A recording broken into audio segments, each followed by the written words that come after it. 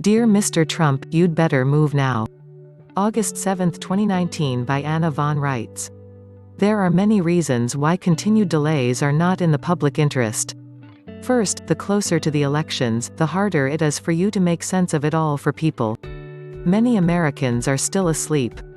They may make the mistake of thinking that you and the generals are at fault, especially given the ownership of the media conglomerates purporting to provide us with so-called news. Instead of thanking you, they may react in fear and think that some kind of illegal takeover is happening.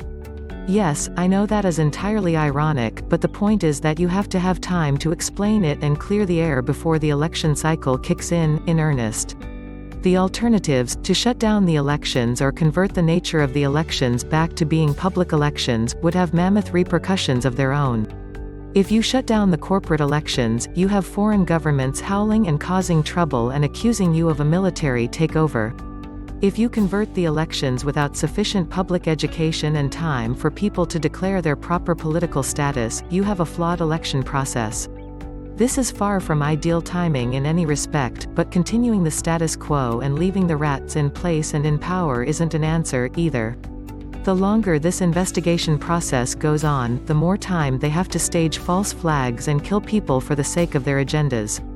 These are, after all, criminals that we are dealing with. They do what criminals do.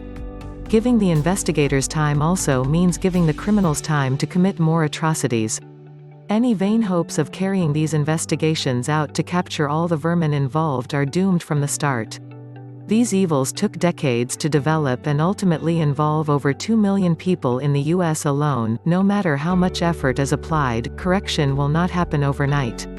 The web will continue to expand and corrective action will take continued long-term effort.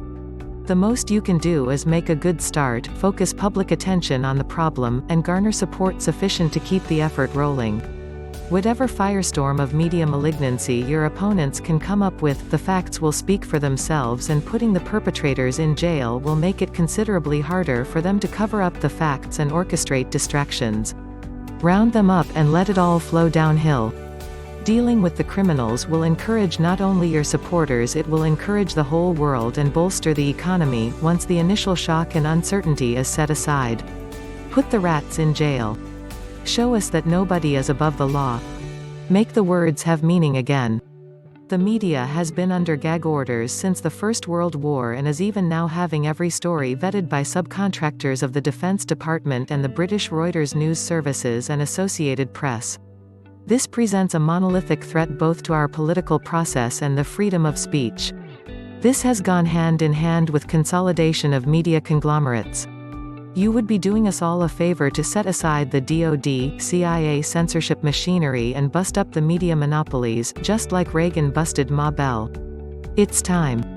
It's also time to expose the names and addresses of the people running these specious corporations like the United States District Court and the United States of America and the government of the United States. Don't take the heat for them any longer. Let the people know what has been going on and the people will take care of the problem.